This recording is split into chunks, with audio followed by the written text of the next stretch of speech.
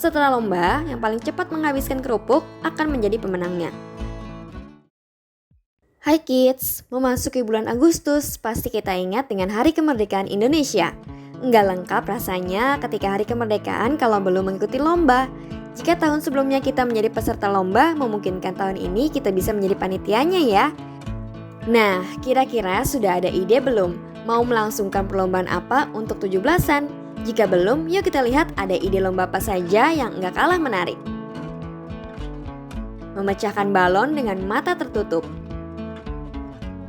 Lomba yang satu ini bisa kita mainkan di luar ruangan dengan banyak peserta kids. Kita perlu mempersiapkan tiang, balon berisi air, tongkat pemukul bisa berupa pelepah pisang, dan penutup mata. Saat memainkannya kita harus menutup mata dengan kain, kemudian berusaha memecahkan balon yang berisi air. Makan kerupuk. Perlombaan makan kerupuk sangat sederhana kita lakukan. Kita harus mempersiapkan sebuah tiang, tali plastik, dan kerupuk. Kemudian kita perlu menggantung kerupuk yang telah terikat dengan tali plastik menyesuaikan tinggi badan peserta lomba. Peserta lomba yang paling cepat menghabiskan kerupuk akan menjadi pemenangnya. Sebelum kita lanjut videonya, jangan lupa klik tombol subscribe dan tombol loncengnya ya. Jika melihat berdasarkan sejarahnya, lomba makan kerupuk berhubungan dengan masa krisis ekonomi di Indonesia. Kerupuk merupakan salah satu makanan pelengkap bangsa Indonesia bahkan sejak tahun 1930 sampai 1940-an. Saat itu krisis ekonomi terjadi di Indonesia dan menyebabkan harga kebutuhan pangan melonjak sehingga enggak terjangkau oleh masyarakat kalangan menengah ke bawah. Akhirnya kerupuk menjadi salah satu makanan alternatif karena harganya terjangkau. Balap karung. Lomba balap karung ternyata sudah ada sejak zaman penjajahan dan dikenalkan oleh Belanda.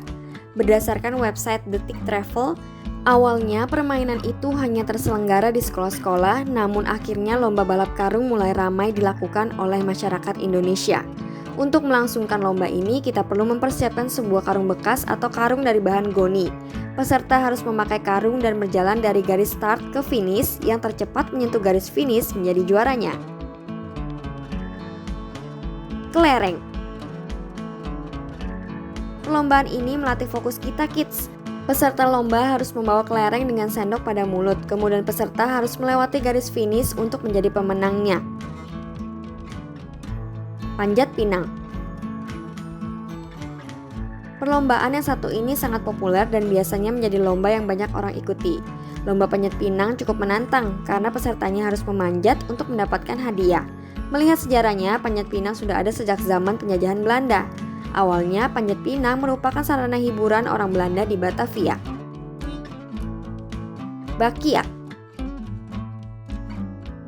Dalam perlombaan ini biasanya terdiri dari 3-4 peserta dalam sebuah kelompok karena akan mengasah kekompakan kita.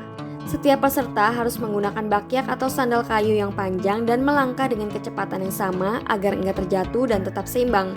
Pemenang perlombaan ini merupakan kelompok yang tercepat mencapai garis finish. Nah, itulah 6 ide lomba 17-an yang bisa kita praktekkan berdasarkan beberapa sumber. Sampai di sini dulu ya videonya. Jangan lupa like, komen, subscribe, dan share ke teman-teman lainnya ya kids. Bye-bye!